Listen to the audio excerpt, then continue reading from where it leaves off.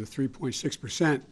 I want to speak very about our economy and what we're doing to lower the cost for American families. I know that even with today's good news, a lot of Americans remain anxious, and I understand the feeling. I grew up in a family about 100 miles from here that where the price of gas went up, you felt it. It was a discussion at the kitchen table. And there's no denying that high prices, particularly around gasoline and food, are a real problem for people. But there's every reason for the American people to feel confident that we'll meet these challenges. Because of the enormous progress we've made on the economy, the Americans can tackle inflation from a position of strength. It's still a problem. We can tackle it from a position of strength. The purpose that we've set out to accomplish and the progress we've made, I think, is critical. At the time I took office, about 16 months ago, the economy had stalled and COVID was out of control. Today, thanks to the economic plan and the vaccination plan that my administration put in action, America has achieved the most robust recovery in modern history, just 2 years removed from the worst economic crisis since the Great Depression. The job market is the strongest it's been since just after World War II. We've got more evidence of that today. We learned that in May the economy had 80,000 new jobs, bringing the total since I took office to 8.7 million new jobs, an all-time record. We learned that more Americans entered the labor force in May. In fact, working-age people have come back into the workforce at a faster rate in this recovery than at any point in the last 40 years. That means that the unemployment rate is near historic lows, and the number of Americans on unemployment benefits has gone from record highs to record lows, with millions of Americans moving up to better jobs with better pay. And American manufacturing is booming. 600,000 new manufacturing jobs created since I took office. But it isn't only about jobs. Since I took office, families are carrying less debt. Their average savings are up.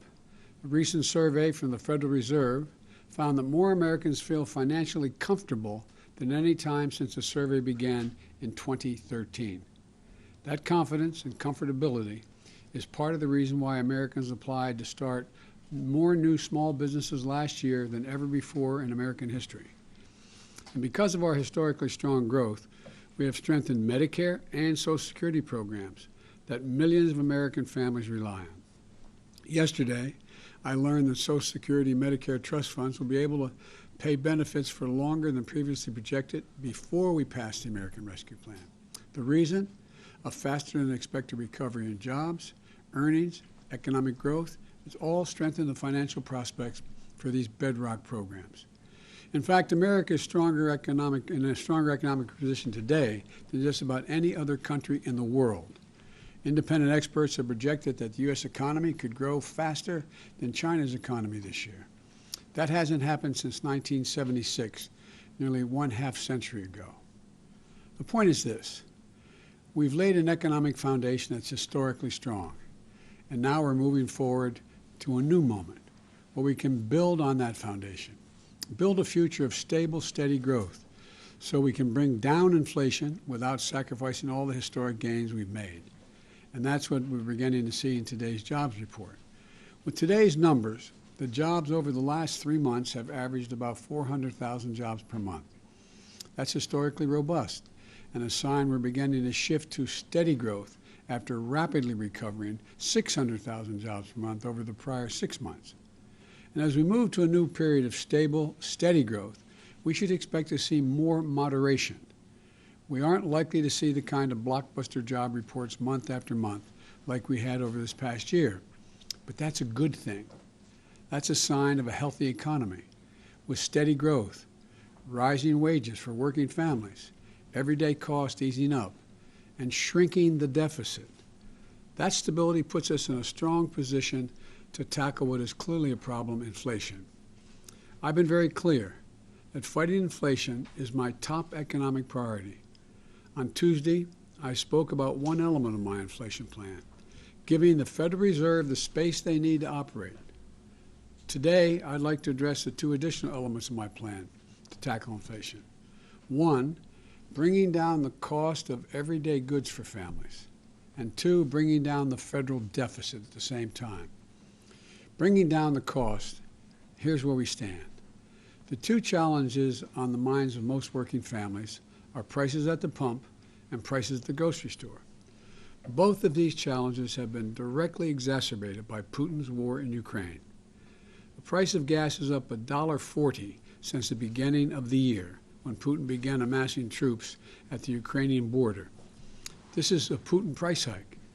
Putin's war has raised the price of food because Ukraine and Russia are two of the world's major breadbaskets for wheat and corn, the basic product for so many foods around the world. Ukraine has 20 million tons of grain in storage right now, and it's been in storage since the last harvest. Normally, that would have already been exported into the world market. But because of Putin's invasion and blockade of the port on which they could take that grain out for the rest of the world, it's not. It's not. And look, I understand that families who are struggling probably don't care why the prices are up. They just want them to go down. Joe, what are you going to do to bring them down? But it's important that we understand the root of the problem so we can take steps to solve it. I've been up front with the American people from the outset that there would be a cost here at home of Putin's decision to brutally and savagely invade a sovereign nation. But as your president, I remain committed to doing everything in my power to blunt the impact on American families. That's exactly what I'm doing. I led the world to coordinate the largest release of global oil reserves in history, 240 million barrels, to boost global supply and keep prices from rising even more. I directed the sale of gasoline using homegrown biofuels this summer, and I'm working closely with our European partners to get more of the grain locked in Ukraine right now out into the world market, which could help bring down prices. There's ways to do that over land, which we could talk about at another time. But actions have already helped to blunt that what would have been an even larger Putin price hike. As I said, I'm going to continue to use every tool available to me to further blunt those price hikes as we move forward. But the fact is this: there's more than one way to solve this problem. If food and gas prices are going to be elevated by Putin's price hike, one way we can make things a little better for families is by helping them save on other basic items their family needs on a monthly basis, like their utility bills, their internet bills, their prescription drug bills, and other costs like housing. My goal is to make sure that at the end of the month, families have a little more breathing room than they have now. For example, here's something we can do right now. Congress could help ease the cost for families right away by passing my clean energy investment proposal that I proposed. It's been sitting there.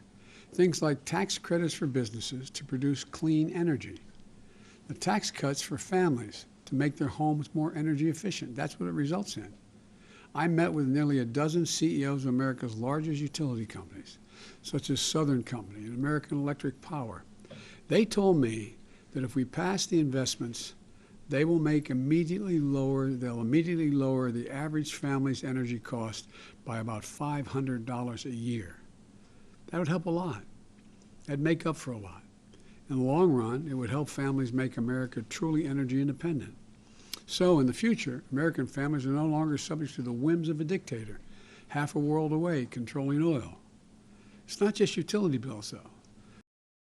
Lower prescription drug cost by giving Medicare the power to negotiate with the pharmaceutical companies and how much they can charge, just like they do with the Veterans Administration.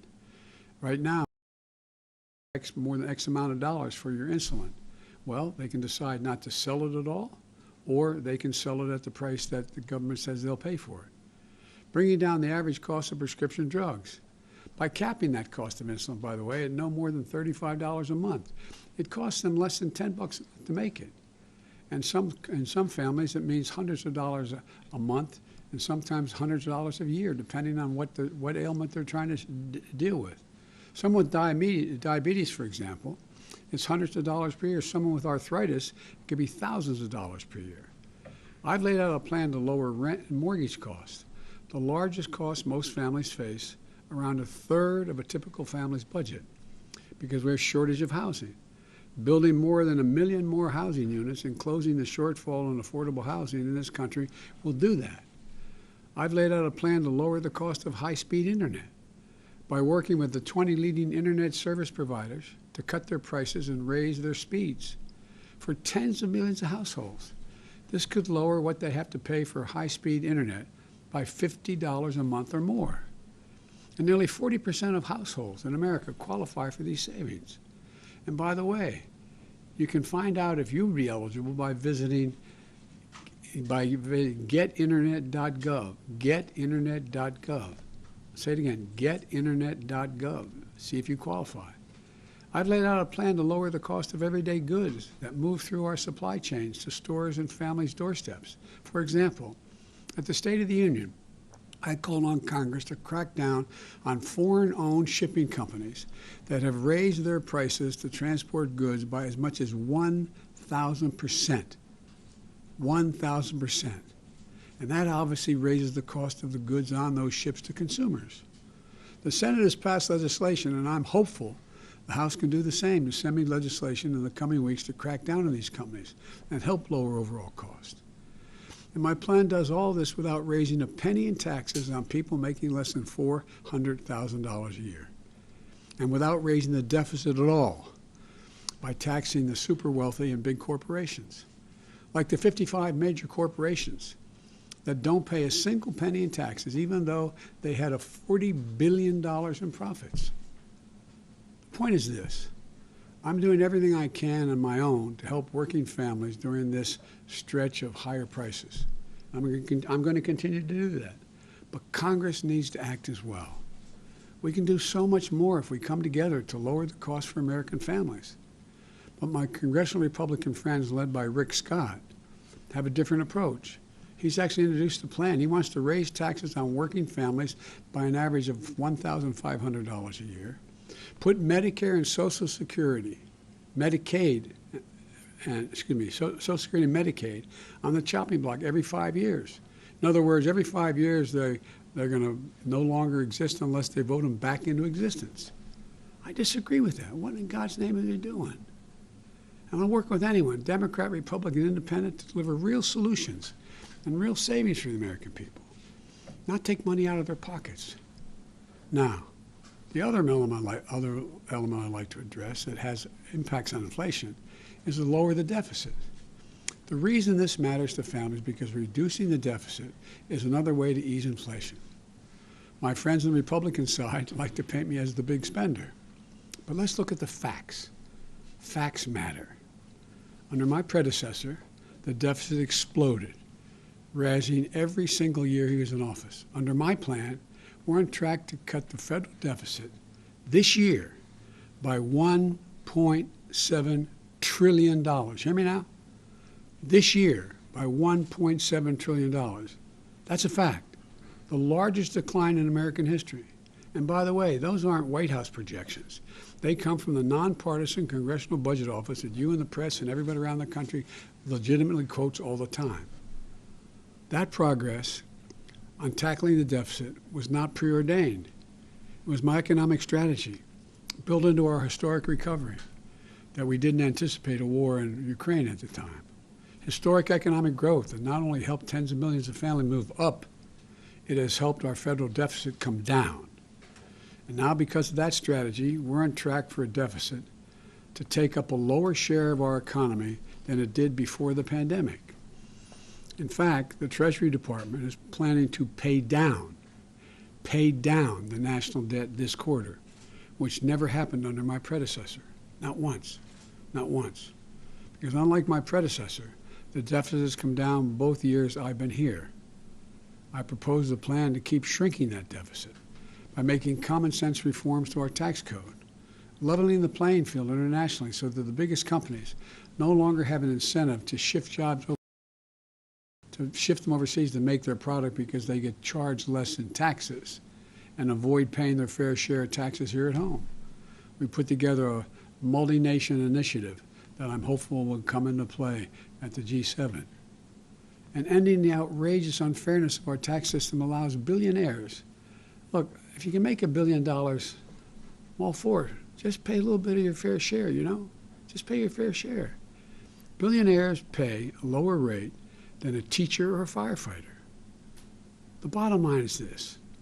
Part of the reason I ran for president is because I was tired of trickle-down economics. It doesn't work.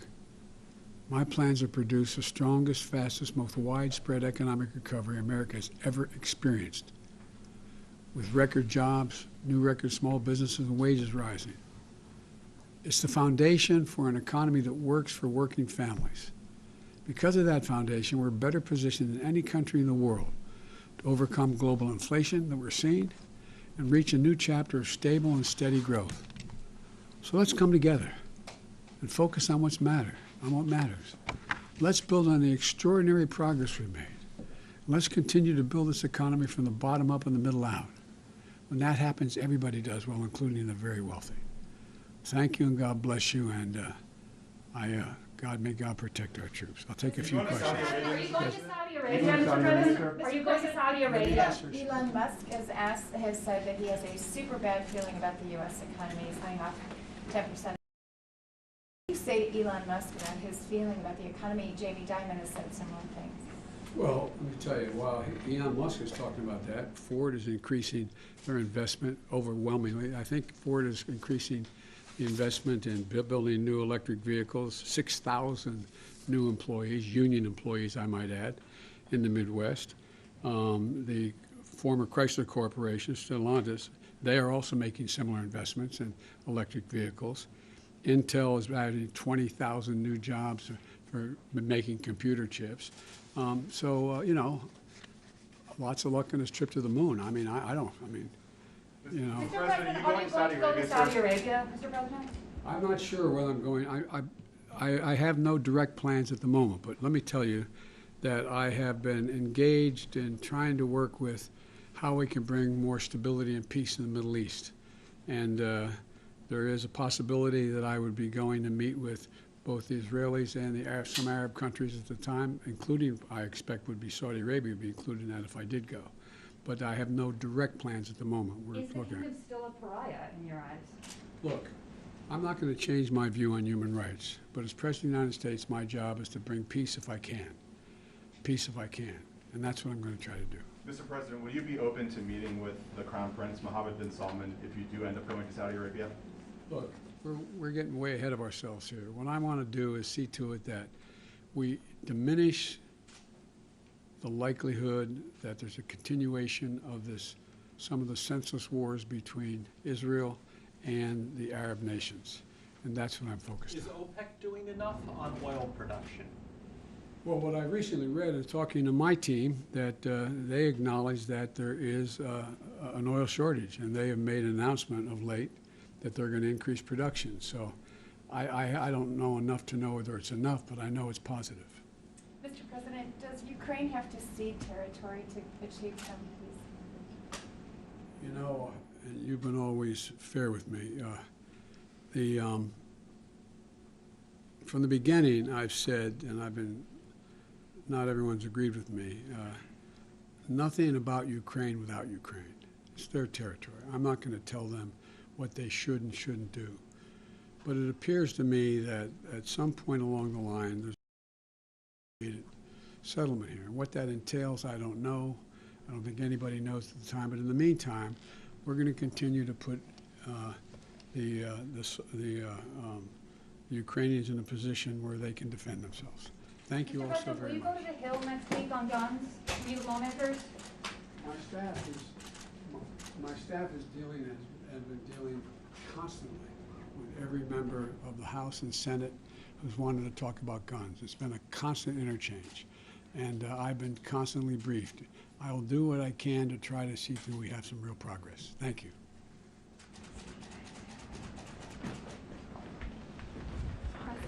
We're holding.